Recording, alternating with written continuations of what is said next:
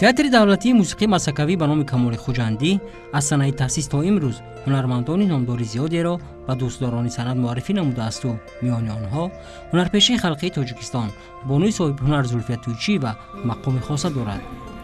ӯро ҳамчун бонуи меҳнатдӯст, чеҳракушод, хушсуҳбат ва пурмаҳсул ҳурмат мекунанду мавқеи театрро дар ташаккули маҳораташ аввалин дараҷа меҳисобад. ба ибораи худаш театр ин зиндагии ӯст. бисёр чизро зиндагиро омӯхтам. ҳаёт чӣ буданашро фаҳмидам. кори эҷодӣ чӣ хел мешад фаҳмидам баъд аз хатми институт. мушкилиашро фаҳмидам. вазнинияшро фаҳмидам. агар пурра гӯем тамоми ҳаётро омӯхтам то ба имрӯз. аз рӯи нақли Зулфия Туйчиева айёми душвории кӯдакиро паси сар кардааст. пас аз даргузашти падар ки муаллим буд, бори гарони рӯзгор ба дӯши модараш афтиду Зулфия муттакои модар гардид. яъне рӯзгори кӯдакии Зулфияи хурдсол бо меҳнат паси сар шуд. қадар ҳаёти вазнин ҳам набуд, лекин рости гап аз баъд аз ки падарам ки вафот кардан ман синфи 2 будам, баъд фаҳмидам вазнинии ҳаёт.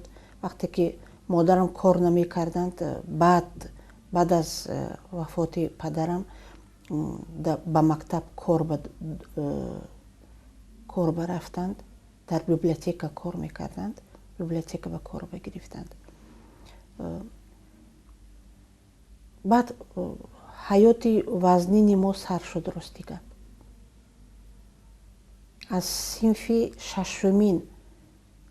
6 будам ки ман аллакай кор мекардам, барое ки ба модарам ёрдам шавад гуфта.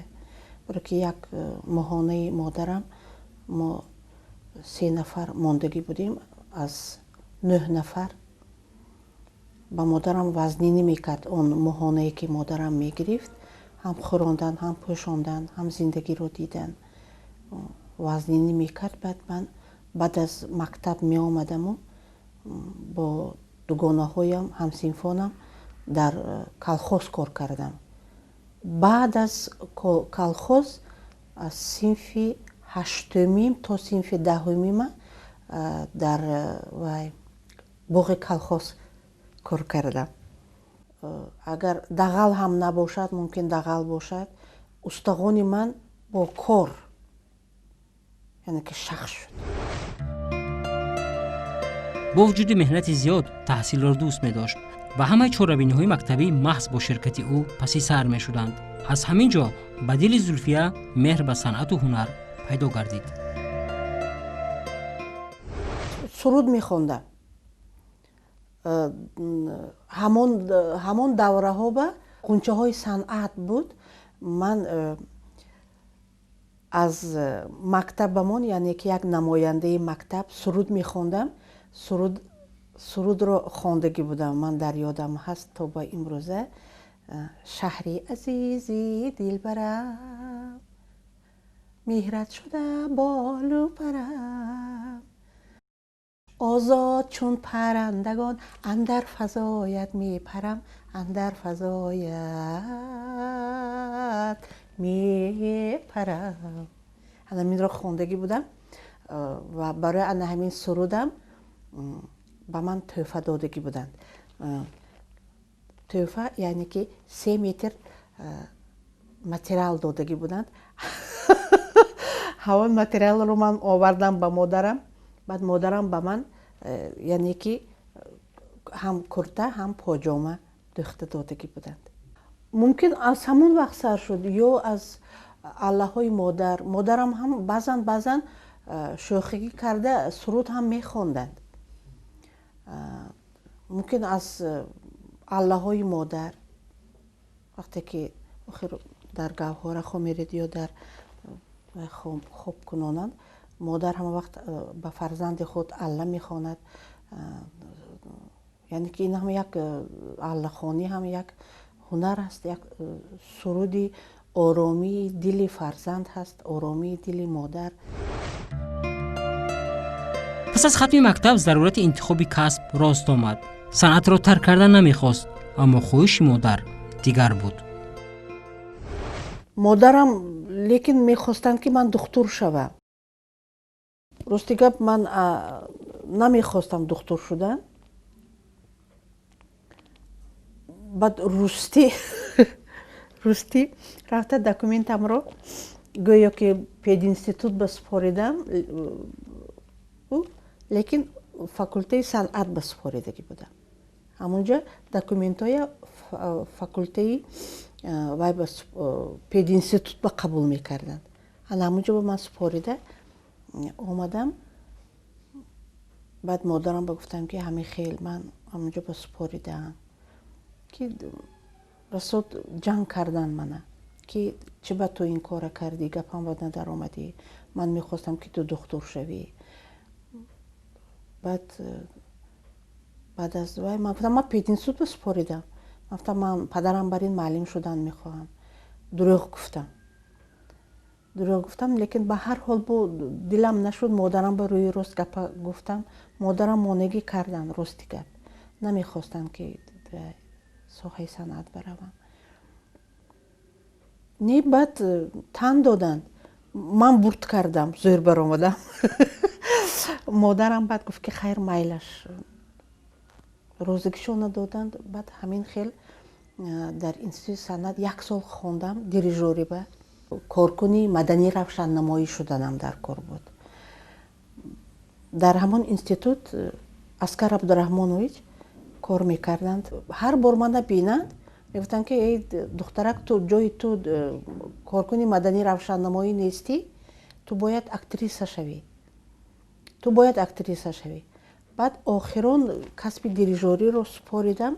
انا همون وقت وزارت مدنیت و از مسکو معلما آمدگی بودند که کورسی استودی تاجیکی رو قبول کرده ایستادگی بودند در وزارت. بعد اسکر عبدالرحمنویچ به من گفتن که تویچیева شما 1 بار همین وزارت مدنیت بیایید، معلما از مسکو آمدگی ممکن گذارید. میلش گفتم و راستی گپ همون دیریژوری امتحانم رو سپاریدم و وقتی امتحان بود سپاریدم و رفتم. یک تا کتابچه نمیدونم چه خیلی کتاب بود دستم، به کتاب شعر بود، کتاب شعر در دستم. رفتم وزارت، همین قدر آدم بسیار، جوانها دخترها پر بود. دوم اتاژ به من یک چت برفته ایستادم. بعد یکی از اسکر عبدالرحمنویچ از همون زلید وزارت مدنیت بر اومدند و من دیدند و ای گفت زولفیا تو آمدی؟ من گفتم ها آمدم، همینجا ایستادیم. چوبا نمیدروی؟ بعد از دستم گرفته کشالک را در آوردند و گفتن که вот это вот девочка, надо послушайте, по забону руси гуфтан, послушайте ее, может быть она будет актрисой, может быть вам понравится, гуфтан. بعد گفتن که نباشد شما یک طرف شته ایستید، ما حاضر این 1 نفر دیگه بچه بود همونا گوش کنیم. گفت بس شما گوش میکنیم. نوبتی وای بچه گذشت.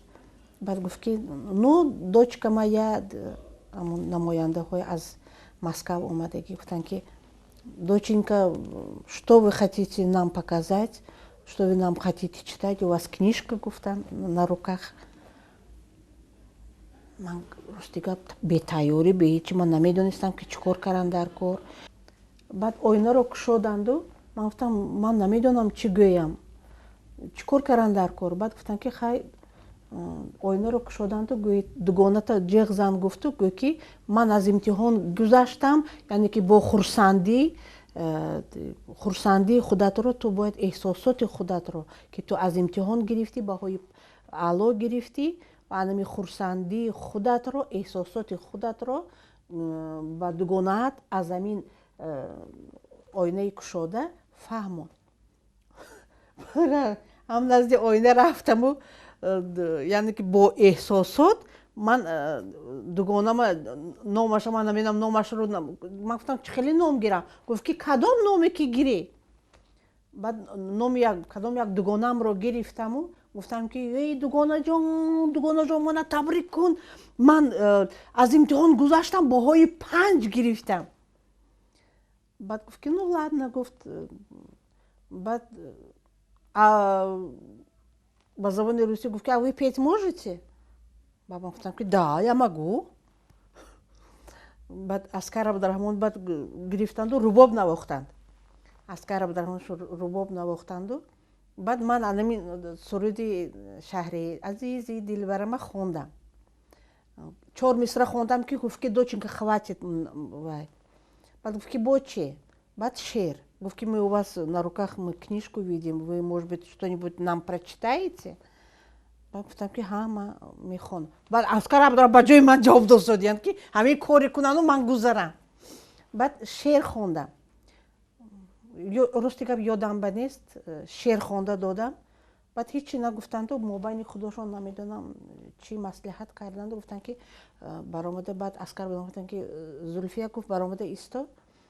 بعد برآمده ایستادم. بعد با یک چند نفری دیگر بگذشت. گفتن که همه ایستاد. گفت هیچ کجا نبرود. از ما گذشتگی کسی که گفت یکم تور به گذشتگی باشد ما نامبر میکنیم. بعد از یگان 10-15 دقیقه از بین 10-15 نه قریب کمش یک نیم ساعت گذشته. بعد برآمدند و همون فامیله های خواندند که در بین همین فامیله های خوانده شدند از یکم تور فامیله من هم برآمد. بعد آمده مادرم بگفتم این به اجازت مادر شده، به رازگی مادرم آمدم گفتن که بابا جان گفتم من همه خیل رفتم گفتم وزارت به من بردن همه خیل از مسکو معلمه هم دیگه نماینده ها من از یکم تور گذاشتم من مسکو بمیرم. مسکو چی بمیری خوندم به بعد رسو گیره کردند. همینجاش کم نبود که اکن با تو مسکو بمیری این چی خیل میشه دختر بچه رهی دور به تو یوش حال تو نمیدونی زندگی چی بودگیشه وزنینی زندگی چی بودگیشه نمیدونی پدرت نیست که توی آخر سرابان شود و تو به یاردم کند و یک دمان من چی کار میکنم این چی خیل میشه گفته رسو گیره کردن. بعد گفت که من هیچی نمیدونم امین تغوت اون وقت مرحوم تقایم در استودیو کار میکردند تلویزیون استودیو در دوشنبه. بعد همونجا رفتیم تقایم رو یافته. بعد گفتیم که همه خیل بوام گیره کرده. گفت که من همین زولفیا همه خیل کار کرد چیکار کنیم. بعد تقایم بوام جنگ کرد.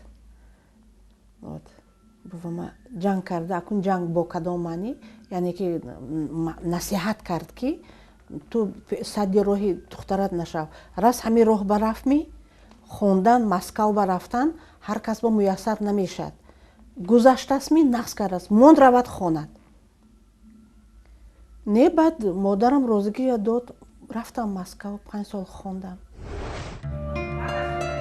تحصیل در مسکو برای زولفیا تویچیева آسان نبود ولی توانست با سری بلند دانشگاه را ختم کرده و وطن برگردد. وزنین بود البته به یاردم به هیچی. من اون همون جایی من هم کار میکردم و هم میخوندم. سحر اگر خوندن باشد بعد از عبید خوندن کار و خوندن تمام میشد درسا که تمام که شود همونجا مونده من عبورشیسته بودم راستی گپ کار میکردم. اگر بعد از عبید درس باشد اگر سحر اومده کارم رو میکردم و تمام کرده با درس تیاری میدیدم. الان خیلی 5 سال من هم کار کردم هم خوندم و گشته اومدم. راستی گپ راحتی من تئاتر جوانان بود. وزارت برفتم اون وقت وزیر مدنیتمون مهربان نظرف بود. بعد نزدشون به در اومدم من گفتم که معلم جان گفتم اگر چی میشد که من تئاتر اون وقت تئاتر الکساندر سرگیویچ پوشکین بود وقتی که من اینجا. بعد مایلش گفت دخترم агар шумо ҳамунҷа рафта кор кардан хоҳед гуфт, ман роҳхати шуморо гуфт ҳамунҷа баметиям. Шумо гуфт ҳозир шумо театри ҷавонон ба, гуфтам ҳа, театри ҷавонон ба ман баъд шуда ки роҳхати ман. баъд гирифтану навистан ҳамаша доданду гуфтанд ки рав, гуфт духтарам, шумо ту ба роҳи сафед дуои нағз кардан доданд, рав ана ҳамунҷа кор кун. гуфт какрас, гуфт ту вай бачам вай ҳастед, суруд мехонӣ, рақс мекунӣ, яъне ки аз мусиқӣ вай огоҳ ҳастӣ. баъд мо институт ба вокалам хондем де, ман шӯъбаи вокалам тамом кардагӣ будам. баъд ҳамунҷа баъд аз душанбе ман рост омадам ҳаминҷа. якумин шахсоне ки маро дар театр пешвоз гирифтанд ин оилаи Саломов буданд. ба бахти Зулфия Туйчиева дар Хуҷанд бо Ислом Саломов ва Сайрам Исоева вохӯрд. театр дар айни камолот, дар ҷӯши хӯреши эҷодӣ, намоишномаҳои беҳтарин, фикр мекунам ҳатто дар миқёси Тоҷикистон. чиро дар назар дорам? намоишномаҳои мусиқи масака, ин қадар ҷавонҳо бисёр буданд, кадрҳо, ҳар як кадр як дар сатҳи баланд буд. ана ҳамон сол ба театри мо Зулфия Туйчиева, Умар Алиев ва Мирзоев омаданд баъд аз хатми гитиси Москав. рости гап ин қадар ман хурсанд шудам. барои чӣ? ман як умр фақат дар бораи кадр гап мезанам. и вақте ки Зулфия Туйчиева дидам,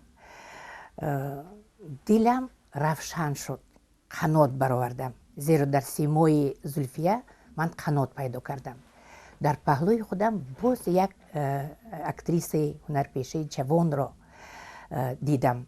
ва албатта ин хушбахтӣ на фақат барои ман буд, барои сайррежиссёри театр арбоби шоистаи ҷумҳурии Тоҷикистон Ислом Саломов.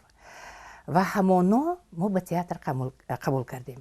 лекин бо баъзе сабабҳо Зулфия баъд аз 2 моҳ хост рафтан аз театр. ин даҳшатро ба ман хабар дод Умар Алиев. ва Зулфия Туйчиева дар фурудгоҳ буд. вақте ки ман фиристодам як шахсеро ва гуфтам ҳатман Зулфия Туйчиева гирифта биёр ба хонаи ман. гирифта овардан. и аз ҳамон рӯз қариб 8 моҳ Зулфия Туйчиева дар кулбаи хоксоронаи мо зиндагонӣ мекард. яъне ки Ислом Саломов, духтаре ки ман Саодат Саломова, писарчам ва Зулфия Туйчиева. яъне ки аз ҳамон солҳо аллакай Зулфия Туйчиева ман ҳамчун як хоҳар қабул кардам. директор Одилҷон Назаров марҳум гуфтанд ки ин ҷои зисту зиндагонӣ надорад духтарак, бояд ягон ҷой ёфтан дар кор. баъд ана ҳамунҷа Сайрам апа гуфтанд ки назди ман ба гуфт як зан ҳаст, ҳамсоям ҳаст, гуфт иҷора ба шиштам 1 сол. иҷора ба шиштам.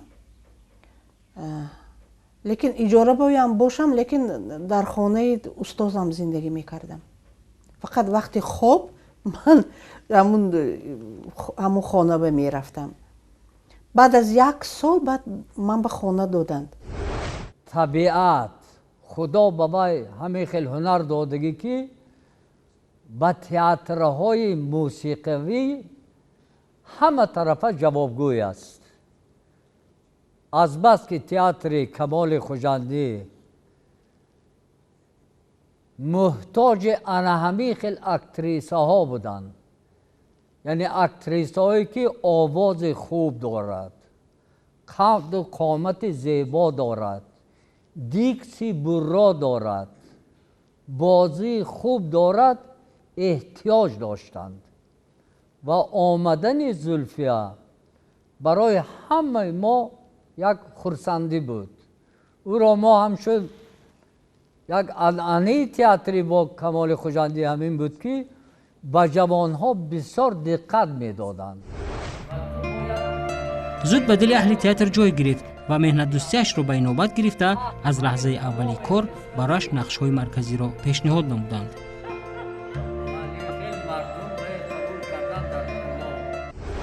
устозам Ислом Саломов лӯлиёни Пушкин гирифтагӣ буданд. баъд ана ҳамин якумин роли ман роли Зинфира якбора роли яъне ки марказиро ба ман доданд. инам як имтиҳон буд барои ман дар саҳнаи калон. баъд аз институт саҳнаҳои хурд бозӣ кардан, ин дарсам бошад ки як машқ бошад ҳам, баъд аз ин саҳнаҳои хурд ба кор, яъне ки хондан дигар будасту дар саҳнаи калон дар театр кор кардан тамоман дигар чиз, тамоман як эҳсосоти дигар. ана ҳамин роли Зинфира ро ба ман супориданд Саломов. баъд кор сар шуд. камтар мушкилӣ мекашидам. мушкилӣ аз кадом ҷиҳат? барои ки саҳна калон,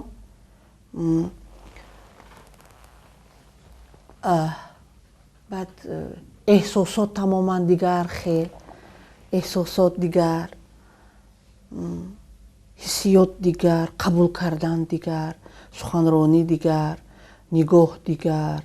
яъне ки аз чортараф светҳои калон калон мондагӣ. ана ҳамин хел ман Зинфираро боздидам бо ёрдами Ислом Саломов. ман дублёри Сайрами Соё будам. ҳамон вақт Саломов ба саҳна намоишномаи лӯлиҳоро асари Александр Сергеевич Пушкин ба саҳна гузоштанд.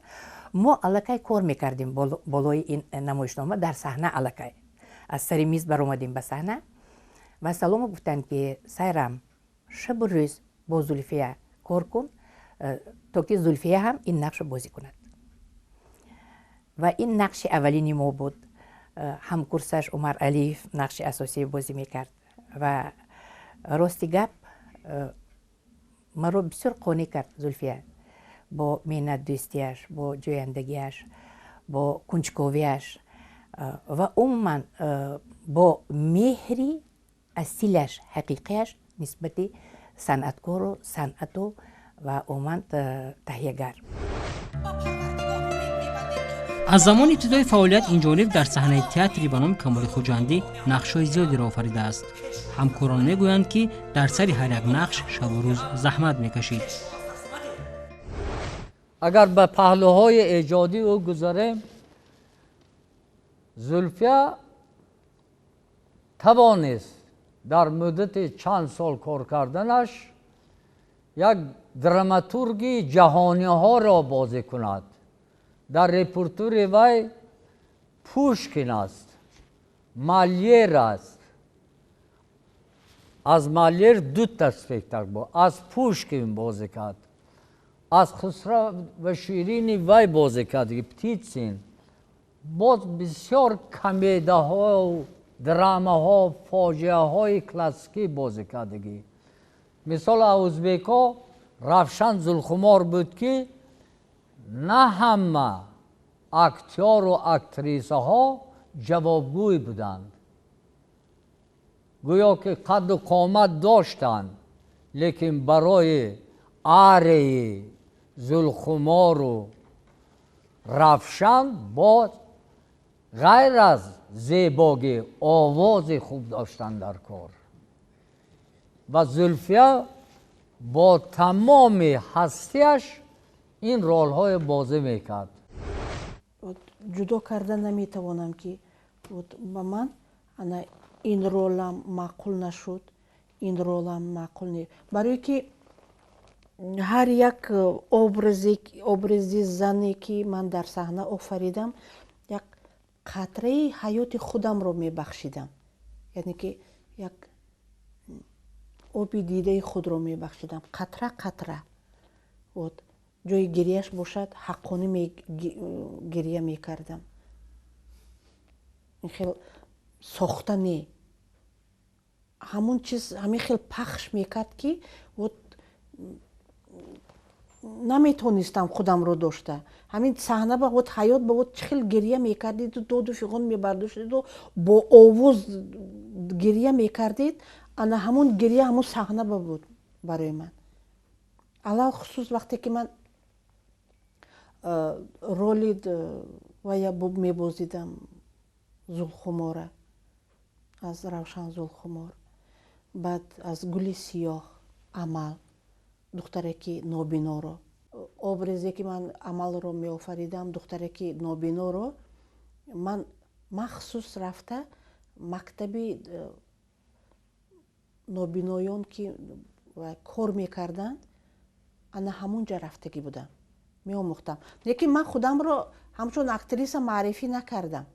Ман ҳамчун гӯё ки журналист маърифӣ кардам, ки гӯё ки ман дар бораи онҳо дар газетаи журналҳо як чиз менависам. Баъд маро бурданд он ҷое ки онҳо суруд мехонданд, костюмошонро нишон доданд. Баъд рости гап инҷа ба омадам тамоман дигар хел як ҳамон роли Амалро бозидам. Бо чашми кушода кӯшиш мекардам ки ман ҳеҷ ҷоро набинам. Ман ҳамин хел ман ҳам бо суруд мехондам. дар касби мо, дар касби ҳунар, ҳунари актёрӣ ҳамин хел аст ки на ҳама муваффақ мешаванд ва на ҳама метавонанд ҳамин кору фаъолияти минбаъдашонро аз рӯи касбашон идома диҳанд. хусусан духтарҳо. Зулфия Туйчиева имрӯз як ҳунарпешаи маъруф, як ҳунарпешае ки бисёр бисёр нақшҳои ҷолиб, рангоранг офаридааст дар театри ба номи Камоли Хуҷандӣ, дар театри машҳури Точикистон ва аз рӯзи аввали фаъолияташ дар ҳамин театр будааст то имрӯз фаъолият мекунад. бисёр босидқ фаъолият мекунад ва имрӯз ба мартабаи ҳунарпешаи халқии Тоҷикистон расидааст ки воқеан сазовор аст. ва барои ман ҳамчун як шарикдарси Зулфия боиси ифтихор аст. ман ифтихор мекунам ки аз байни духтарҳои шарикдарси мо гуфтан мумкин аст ки танҳо Зулфия Туйчиева ба ҳамин касб, ба касби актёрӣ содиқ монд ва имрӯз ба ин мартабаҳои баланд расид. дар баробари комёбиҳояш Зулфия Туйчиева ёдовар мешавад ки буданд лаҳзаҳое ки ноумедаш мекарданд. намехоҳам ба шумо дурӯғ гӯям, сари ҷаҳл вақте ки асабонӣ мешавед, рол мечиянд, рол намебарояд, мепартоед, мебуравед, ё хона барафта фикр мекунед ки не, ман аз ӯҳдаш намебурам, ба фикрам ин касбе ки ман интихоб кардам намешад. ҳа буд, ин хел фикро буд. худо ба шукр ки ман ин касбамро напартофтам. лекин баъд аз хомӯш шудану ҷаҳл фаромӯш кардану камтар ором шудан, баъд мегуфтам ки ман касби хубро интихоб кардам. вақте ки даврае ки мо мехондем, Михаил Петрович Чистяков, профессоре ки ба мо касби маҳорати актёриро меомӯхтанд, ҳамон сухани ҳамон кас фақат дар гӯшам садо метиҳад. То ба имрӯза гуфтагӣ буданд ки дети мои, вы выбрали благородную профессию, но очень трудную.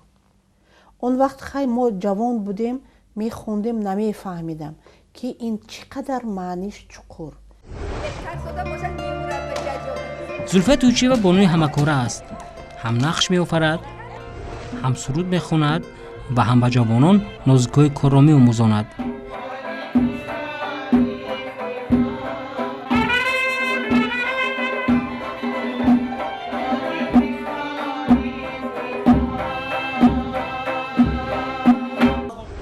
هرچند هر برآمدش در صحنه با کفکوبی‌های پرموج تماشابین به انجام پذیرفته است، اما میگوید که از هر کارش نقش آفریده‌اش تا امروز قانع نشده است.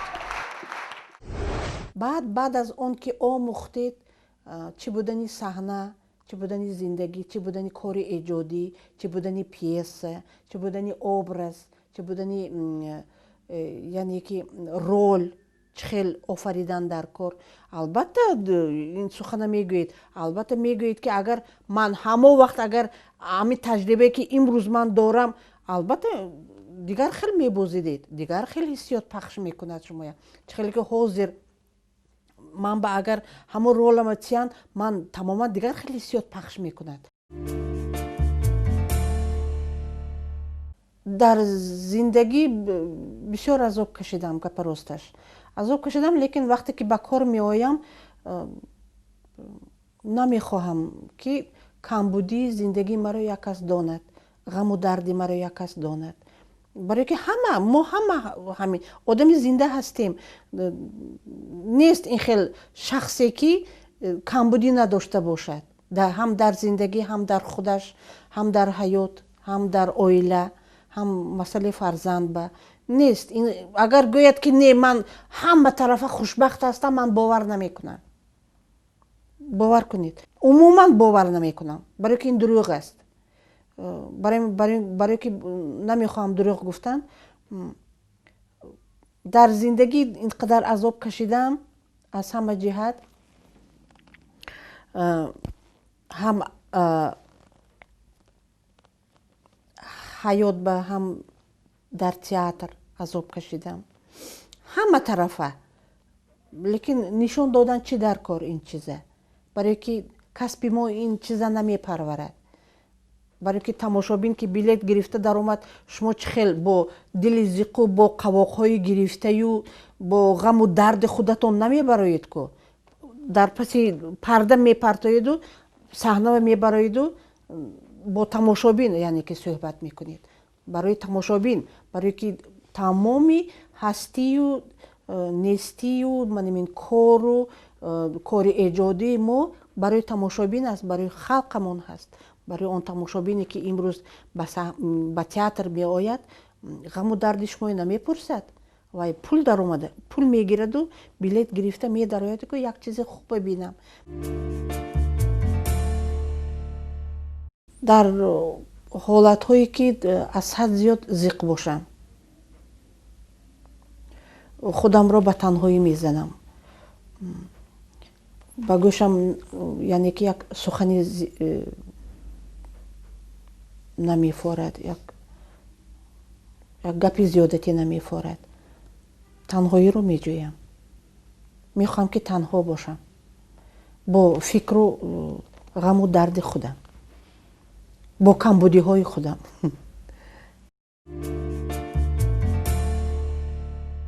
خیالم بعضا اشک میریزم، همون غبار دلم برآوردن، خیالم داد زنم، داد زده همون غبار دلم رو میبرارم. بعضا در صحنه هم همین کار میکنم، اگر به شرطی که همون ابرزی که من میآفرم در صحنه همون غم و درد من به نزدیک باشد. بسیارتری همون اشکی که من میریزم غم و درد من کتی موافقت میکند. اون ابرزی که من آفریدم و در آخر قرصک های تماشابینه، وقتی که به چشمان آنها می نگرید و در آخر آفرین را میشنوید و قرصک میزنند، фақат болу пар намерасад ки паре. ё ба театр мебиёеду як шахси ба худатон наздикро мебинед, шахси ба дилатон наздикро мебинед. манамин ин хел шахсиятҳо ҳастанд дар театр буданд. анин мебинед чӣ хел онҳо зиндадил кор мекунанд. баъд мегӯед ки наход ки манамин шахсиятҳо ин хел кор кунанду мо ҷавонҳо кор кара натонем. анамин таъсири анамин шахсиятҳо ба мо ҳам мерасид. бисёр зани бошараф,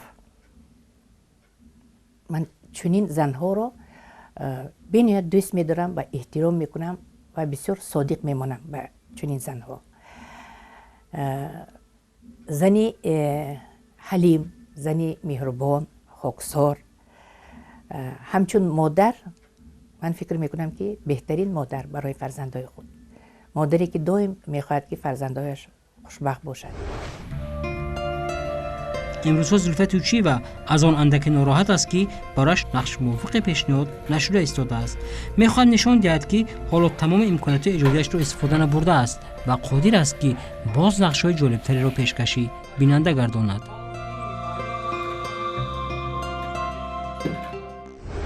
ман ин солҳои охир аз саҳна дур шудам. дур шудан ба кадом маънӣ? нест рол, намедонам чӣ ба. пьесаҳо мегиранд, онҷо ман ба рол нест. боз ин мегузарад, бо рол пьеса мегиранд, бо нест. баъд баъзан асабам вайрон мешаду режиссёр ба дод мегӯем ки охир ин чӣ хел мешад. ягон пьесае гиред ки охир мо занҳо ҳам бозем, охир бозидан охир сину соли мо рафсодааст. ҳозир айни вақти охир бозӣ кардан, саҳнава баромадан, образ офаридан, кор кардан бо ҳамроҳии ҷавонҳо. ҷавонҳо гиранд аз мо ки ёни ҷавонҳо ба истему онҳо ёд гиранд кор кардан чӣ хел мешад. имрӯза ҷавонҳо ким чӣ хел як хола беғам, намедонам, як чӣ хел гӯям, масъулияте ҳис намекунанд ё моҳонаш пасту. лекин мо нагуфтем ин чиза, моҳона нагуфтем, фақат ҳамин худамонро кори эҷодӣ бабахшидем. ҳаёту ҳастию нести худа фақат ҳамин кори эҷодӣ ки мумкин барои ҳамин мо то ба имрӯз кор карда омасодем. хиёнат накардем ба саҳна. ҳамин хеле лаҳзаҳо мешудааст ки ҳамон ҳунарпеша камтар аз назар дур мемондааст. ба ин ҳам бояд асабӣ нашуда сабру тоқат карда боз интизори вохӯрӣ бо таҳиягар шудан дар кор. чӣ ки тамоми ҳаёти мо, тамоми пешрафти кори мо, эҷодиёти мо вобаста ба таҳиягар. ва бисёр албатта афсӯс мехӯрам ки ҳозир зулфия нақш намеофарад дар айни камолот. хайр, новобаста ба он ки вай дар театр нақш наофарад, дар ансамбли фольклори этнографии бибиҳо нақш меофарад, порчаҳо, бисёр порчаҳои аҷоибро пешкаш мекунад, суруд мехонад, мерақсад, яъне ки эҷодиёт рафта истодааст. اون خصوصیت های هنری که زولفیا دارد نهایت کم است در بین هنرپیشه ها، خصوصا هنرپیشه هایی که مثلا زن ها باشند. یعنی قد و قامت برای صحنه بسیار مهم، قد و قامت بلند، گردن بلند، چشمان بسیار کلانی، افاده‌ناک، آواز بسیار گیرا و از همه مهمش یک باطنی بسیار قوی هنری دارد زولفیا تویچیева که این صفت‌های نادری هر یک هنرپیشه است. کم می شود، باز به تکرار میگویم، کم می شود هنرپیشه هایی که همه این صفات ها را داشته باشد. افتخاری من از آن که با شخصیت ها کار کردم. از افتخار میکنم که من همراه معتبر ابراهیمова کار کردم. آیدینای عثمانова در صحنه کار کردم.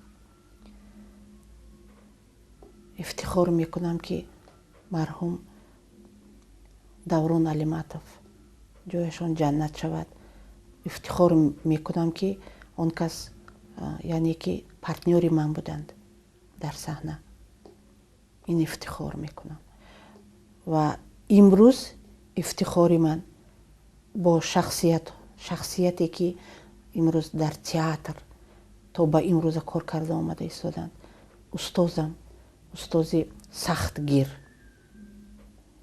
هم مهربان، همچون مادر، همچون دوست، همچون دوگانه سایرم اپا. افتخار میکنم که امروز استادم اسلام سلامов، استاد اولین من بعد از ختم اینستیتوت در تئاتر، استادم همچون استاد، همچون پدر، همچون اکو، همچون دوست. انا همین افتخاری من اینها. افتخار میکنم که من امروز در تئاتر کار میکنم. کار با این هنرمند در صحنه برای ما، همچون برای من کارگردان خیلی آسان است، چون که پیش از من بسیار شخصیتی پرمسئول هستند. بینهایت جدی رفتارشان به کار است و این برای اهل تئاتر و به خصوص برای جوانها درس عبرت شده میتواند که ما جوانها از این خیلی شخصیت ها یک درسی هم حیاتی و هم هنری آموخته باشیم. از زندگیم قناعتمند، از کسب انتخاب کردم قناعتمندم. لیکن آن آرزوهایی که من در دل دارم، حالا یعنی که نیمه سالی نبازیدم، یک تا آرزو دارم که اقلا من امروز یعنی که همچون مادر میخواهم که انمون از حد زیاد من برای که یعنی که заявка دادگی بودم به رژیسور قربان جان که امروز جوان هستند و کارشان را سر کردگی. من заявка دادم که اگر علاجش باشد، اگر ممکن باشد، همین مادر نگران را از سری نو با دید امروزه، با طلبات امروزه اگر به صحنه میماندند خوبتر بود. برای که حاضر بسیاری فرزندها با مادر خیلی دغل مناسبت میکنند. مهر و محبت فرزندها نسبت پدر و مادر یعنی که دور شده ایستاده است. اما ممکن از همین روحای دور به میروند همین مهر کم مانده ایستاده.